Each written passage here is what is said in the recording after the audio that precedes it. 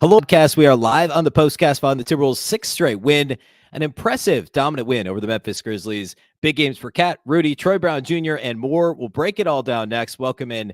You are Locked On Wolves POSTCAST.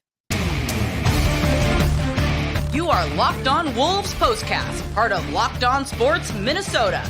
Your team every day.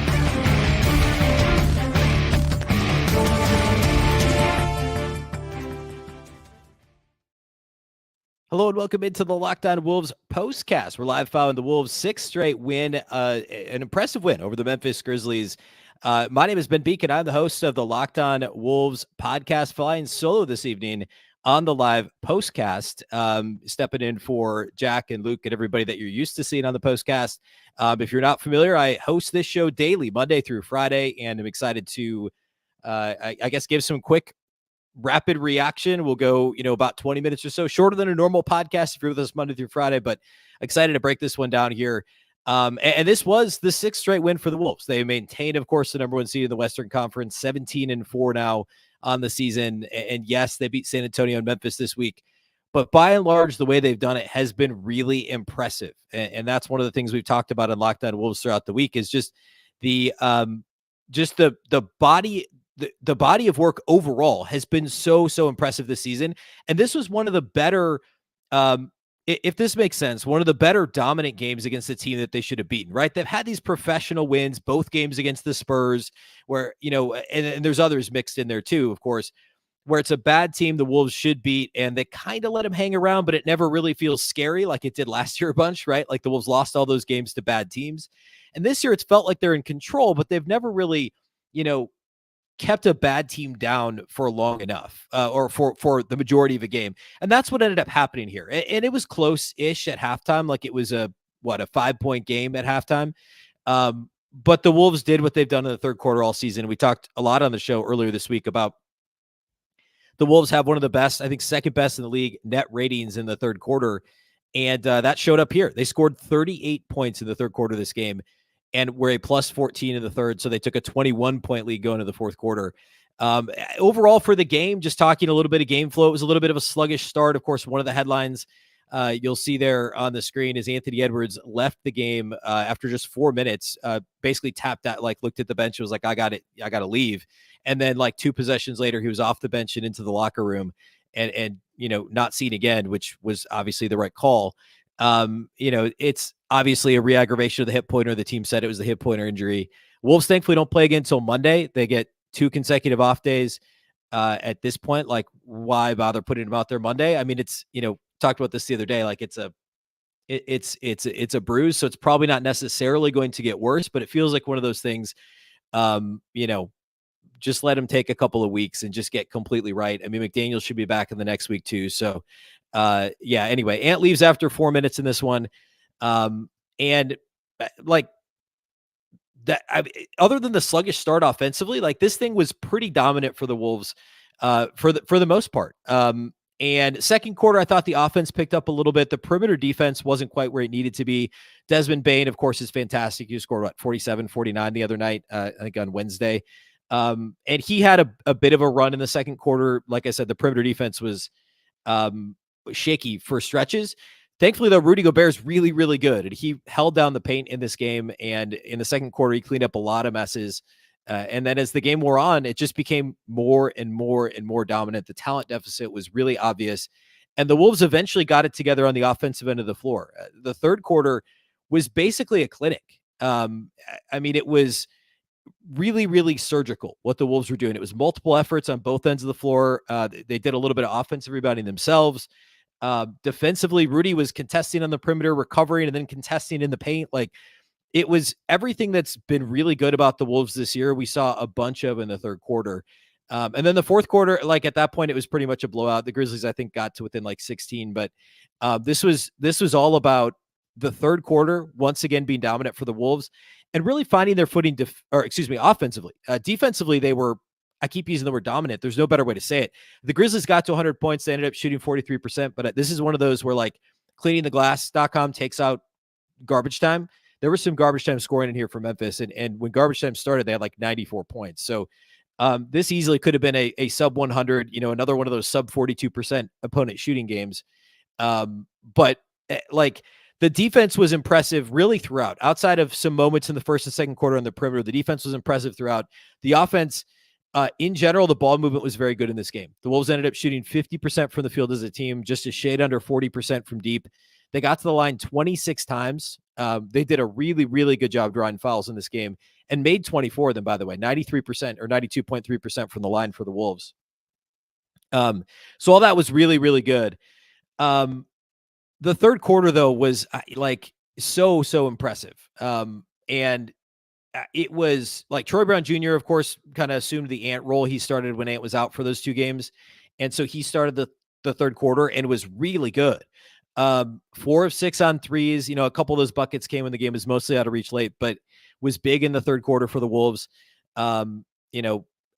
Just to a man, just another solid performance. And Nikhil Alexander-Walker both ends of the floor. I guess what I want to do, I do want to get into some individual, I do studs and duds on the show typically during the week. So if you're a regular listener, we'll do a bit of that here next. And that'll be kind of the focus of, some individual performances, how we'll do the rest of the show here. First of all, let's talk about our friends over at PrizePicks. PrizePicks is the largest daily fantasy sports platform in North America. They're the easiest and most exciting way to play DFS. It's just you against the numbers. Instead of battling thousands of other players, including pros and sharks, you can just pick more than or less than on 2 to 6 player stat projections and watch your winnings roll in. With the basketball season here, you can pick combo projections across football and basketball from the Specials League.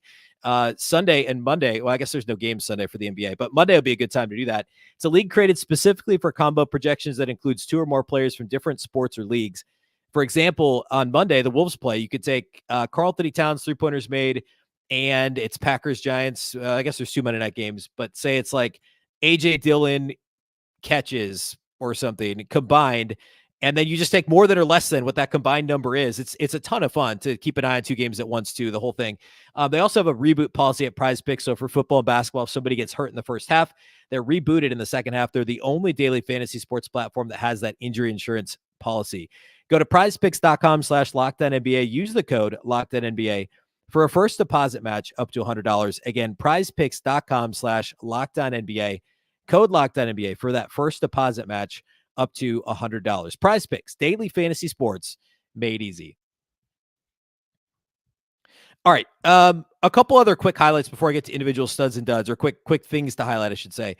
The Wolves did work on the glass, and Memphis, obviously no Steven Adams. Like, this is Jaren Jackson Jr. should be a problem because, reigning defensive player of the year, he had 2 rebounds in this game in 29 minutes. The Wolves this was such a good example of the Wolves just being who they are and dominating a team that, like, I know, again, no Steven Adams, right? But Memphis should be a little bit better on the glass than they were in this game. Let's see. What were the total numbers here? I'm going to pull the total. I lost my box score here. The total rebound numbers in this game. The Wolves had 54 total rebounds. Memphis had 28. I mean, they nearly doubled them up. That's a 26-point advantage on the glass, or 26 rebound advantage for the Wolves in this game. Memphis came in 9th in defensive rebounding, 21st in offensive rebound. So Memphis was a top 10 defensive rebounding team in terms of percentage coming in, and the Wolves used their size and swarmed the glass in this game. Not something we're really accustomed to seeing the Wolves do on a night in and night out basis. Really impressive. And of course, Rudy had 20 of those. A second straight 20-plus rebound game, by the way, for Rudy. I think he had 21 on Wednesday. So 54 rebounds, 20 from Rudy, 7 from Cat, 9 off the bench from Naz. And we did get to see the 3-center lineup again. I think it was second quarter, if I recall correctly, that Chris Finch went to Rudy, Cat, and Naz all on the floor together. And it was fine. Like, it worked. I think that was the only time he did it, too. I think it was just that stretch in the second quarter, and then he got Rudy off the floor to give him a break before halftime. But I'm going to be really encouraged to continue seeing the Wolves decide to go big against teams that easily could beat them, could have an advantage against them on the glass, right? Because for all the Wolves' size, they've struggled on the glass at times, certainly this year, not as bad as last year, but they've had moments where they've really struggled on the glass. And part of it, like lately, they've been playing more zone, and that, of course, it's sometimes more difficult to rebound out of zone. It shouldn't be, but it just is. And I think for the most part, the Wolves have started to look better on the glass. And Rudy has finally just decided, hey, I'm going to be dominant. I'm Rudy Gobert. I'm a multi-time defensive player of the year. I led the league in rebounding a couple of times. I'm just going to get mine. And he did that in this game. And Kat and Nas and Kyle Anderson had a rough shooting night, but he was good on the glass too. And they imposed their will. And the Wolves need to continue just playing big against teams that also want to play big, or playing big against teams that that are good on the glass. They did that, and they imposed their will in this game. Along those same lines, points in the paint, the Wolves are actually only a +6 in this game, points in the paint wise. Part of that is because early in the game, like I said, they struggled on the perimeter. I thought they allowed too many drives, straight line drives from Memphis, but Rudy cleaned a lot of it up. Eventually, though, they still ended up giving up. Like I said, they were only a +6 points in the paint. So that was a little bit disappointing. But like all the other stuff that's been an issue lately, like fast break points, basically flat. They're just a -1 in that category. Turnovers, not a major issue in this game. A little sloppy at times when they got up by 20 in the third quarter. That's kind of the theme that we've seen. But what team doesn't get sloppy when they get up 20 points, right? All those things were impressive to me. I thought that the Wolves were really, really good offensively, ball movement wise, just savvy stuff too. Like, yeah, they called they did a bunch of what they normally do in terms of plays to get Cat the ball. But some of the other stuff, like there was a play where the Wolves ran they tried to do a pick and pop where Cat got the ball. The Grizzlies switched it. And Conley was on the weak side and just popped out. And Rudy, I think it was Rudy that set a flare screen, and Conley just popped out a perfect pass from Cat. Threw it right over Rudy for a made three from Conley, caused a timeout from Taylor Jenkins in Memphis. And that's one of those, like, they called one thing, and maybe it is baked in as the second option in this play, like a read and react type thing. Or maybe it was just like, hey, these guys are getting comfortable with each other. And obviously Rudy and Conley have played together, and Cat maybe is now learning what these guys want to do. Like, it's those sorts of things that are kind of next level for this team beyond the set play calls. And beyond the fast break stuff, which the Wolves haven't been that great in transition, but beyond some of that stuff that's more just natural, driven by talent and effort, to know what that next decision point is and then execute it. That's super encouraging. Because remember, this team came into the game 18th in offensive rating on Basketball Reference. Like, the Wolves have not been a consistent offensive team this year. They've at times been great. They obviously have great offensive talent, but it hasn't been consistent. And so for them to turn in a 127-point performance on 50% shooting and 40% from three on a night where Ant only plays 4 minutes. And by the way, I talked about Memphis being a good defensive team.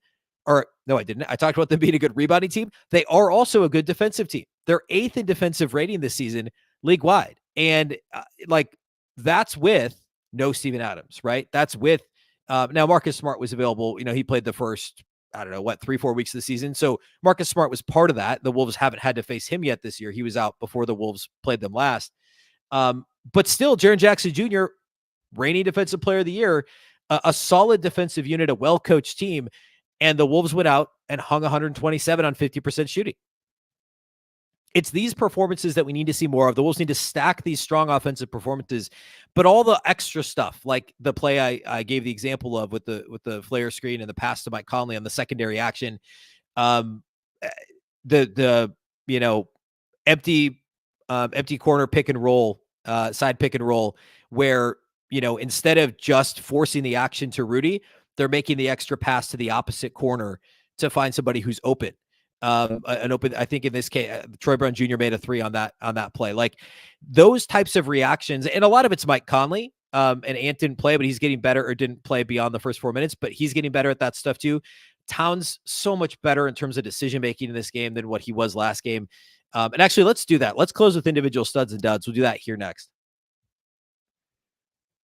Today's episode of the Locked On Wolves Postcast is also brought to us by our friends at Jase Medical. Of course, we all come to sports. We watch the Wolves to escape from the crazy realities of real life.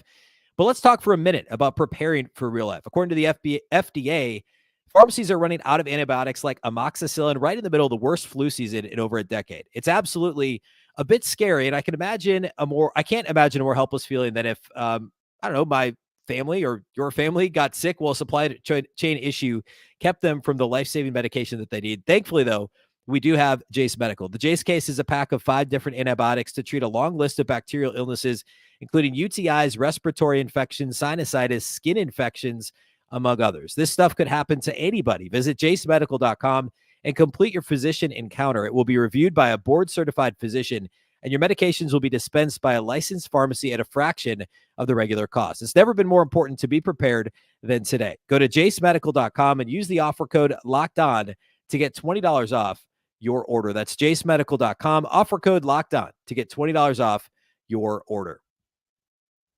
All right, let's close the show with individual studs and duds here today on the postcast. And pretty easy for this one for the Wolves. Number one has to be Rudy Gobert. Talked a little bit about his performance already. 16 points on 6 of 9 shooting, a perfect 4 of 4 at the free throw line. We should take a glimpse here at just how good his free throw shooting's been lately. It's definitely been trending more positively for Rudy Gobert. Just even quickly looking at the game log, he hasn't had a game below 67% in the last 5 or 6 games at least. So, that's trending in the right direction. 20 rebounds, 9 offensive rebounds. He did play a little bit of volleyball, a little bit of Kevin Love 31-31 game with offensive rebounds, a couple of points in this game. But hey, most of them ended up in a bucket. So I don't really care. And also, by the way, he was 6 of 9 shooting. So he obviously didn't miss that many shots at the rim. He also made a jumper in this game. It was like an 18-foot jumper from the right side of the floor. First time I've ever seen Rudy Gobert make a jumper. So 16 and 20, 4 of 4 at the line, 6 blocked shots for Rudy Gobert. I mentioned he controlled the paint to the tune of 6 blocked shots. And I actually thought I think there was a 7th that at least the box score I'm looking at, it's not in there. I had 7, but I don't love individual single player, single game plus minus, but he was a plus 25. The Wolves won by 24. So it's not that surprising, but really, really good game for Rudy. What more do you say? And I've said this how many times on Locked On Wolves? What else do you say about just how good Rudy Gobert was yet again? I mean, it's next level how he controls the paint. When he checked out, I think it was in the late third quarter, immediately Memphis went and scored in the paint when Naz and Cat were in the game. And for the most part, Naz and Cat have been good defensively this year, but it's just a different, they're just like a normal defensive unit when Rudy's off the floor, right? They're a good defensive unit, but they're not like this apparently just insane juggernaut defensively without Rudy on the floor. So as soon as he leaves, teams like, all right, I can go within 5 feet of the rim now. And with Rudy on the floor, you can't. You just can't. He was that good again in this game. Karl-Anthony Towns, also a stud in this game. I thought he played extremely well, and it got lost a little because they got up so much, and because Troy Brown Jr. was great. We'll talk about him. Rudy was awesome. But Cat had 24, 7 rebounds, 5 assists, only 1 turnover on the heels of a 6 turnover game on Wednesday. He had, a couple careless fouls mixed in there, but he only played 29 minutes and he had 24, 7 and 5, 2 of 4 on threes, 8 of 9 at the line. He continues to get to the line a bunch and shoot free throws at a really impressive clip. It's still shooting. He's still 50, 40, 90 as of right now. So another strong performance from Karl-Anthony Towns. And I thought he was good defensively too. I thought he was active. I thought he was under control. He at one point just completely bully balled Bismack Biyombo, which, Biyombo's a big dude, and Cat just put his shoulder down and went through him and scored. That was early in the game. Both Cat and Rudy gave it to Jaren Jackson Jr. in this game too. It was good to see. Third stud, you could go Mike Conley, you could go Troy Brown Jr. I'll go TBJ because he was asked, I'm sure he wasn't expected to play 30 minutes in this game, and he was phenomenal. 20 points on 10 shots. 8 of 10 shooting, 4 of 6 on threes, 4 rebounds, 4 assists, and a steal for Troy Brown Jr., a plus 18 off the bench. Of course, he played starter minutes for much of the game, but a really strong performance as he continues to be a revelation. And I've said this all along. Even when fully healthy, this team's got to find a way to get him a few minutes here and there to keep him relatively fresh. I get how he could be the 11th guy or 10th guy maybe when McDaniels is back and Ant's healthy, but and I'm not saying the Lakers overextended him. He played too much, I guess out of necessity because that team was so shallow early last year. But I don't want to get down too much of a rabbit hole about Troy Brown Jr. last year in LA. But he's an energy, do stuff guy off the bench, and he did that in this game. He did exactly that, and he's a valuable member of this rotation here for the last couple of weeks, and he will be here moving forward. Mike Conley also great, 19, 7 and 4 in this game. Just doing Mike Conley things. Like, also fantastic defensively. I talked about this, I think, actually on Fridays. It was today. It was Friday's Locked On Wolves, about how good he's been defensively this year, like on the ball. I was worried he'd lost a step based on how he closed out his time in Utah. No, he was really, really good again defensively in this game. Continues to show that. Nickeil Alexander-Walker, want to shout him out. He had 14 points, 4 made threes. Awesome job on Desmond Bane. Awesome job. The dude dropped almost 50 the other night. Bane had 16 on 13 shots in this game, turned it over 4 times, was clearly frustrated, was by far a game worse, minus 23 in this game. I guess he played 37 minutes for a team that lost by 24. But good job by Nickeil Alexander-Walker on him. We talked about TBJ. Nas was good. He had a rough shooting night from the perimeter again. He was like 1 of 6 the other night, 0 of 5 tonight from 3. Shake Milton. I should talk about Shake real quick. We're almost done here. Shake was great. There was like one bad possession that stuck out because it was like the only bad possession. And we're used to Shake having a few too many of those per game. And it was like right at the end of the first half, the Wolves messed up a 2-for-1 really bad. And like a couple possessions before that, he had a rough play. But like, I shouldn't even said that. Set that aside. 17 points on 6 of 9 for Shake Milton. Just really good to see. Refreshing. 3 of 5 on threes. A couple of rebounds. Hit a couple of tough mid-range shots in this game. If they suddenly get like 6-man, like scoring 6-man, like what Jalen Noel was supposed to be last year, like if they suddenly get, think Jamal Crawford, right? If they get those types of minutes, not exactly that, but you know what I mean, out of Shake, that's what they're looking for. And especially with no Ant, like that could be really valuable here moving forward. So well-rounded performance. Again, for me, the headlines are a stifling defensive performance led by Rudy Gobert, an efficient offensive performance really from gate to gate. Like throughout this game, they scored at least 27 in every quarter, 50% from the field, nearly 40% from 3, to the line 26 times, plus 26 on the glass, only turned it over 13 times in a game where they had a billion possessions. It seemed like only positive things, minus the Ant re-injury or whatever, it is what it was. We'll see on that, but only positive things from this one. All right. Wolves don't play again until Monday night. We will on Monday have the postcast. I believe that one we will have Jack Borman and Luke Inman on the postcast live Monday night here at Locked On Sports Minnesota on YouTube. Of course, the audio from this, if you ever miss it live, typically we do have a host and a guest on this show, a Wolves expert guest, usually from Canis Hoopus. The audio goes on Locked On Wolves feed, so you'll be able to check that out here this weekend. And then also tune in if you're not already following and subscribe to Locked On Wolves. It's a daily show Monday through Friday. Wherever you listen to podcasts, you can watch it on YouTube as well, on the Locked On Wolves channel on YouTube. So please be sure to check that out. Follow, subscribe wherever you listen and watch.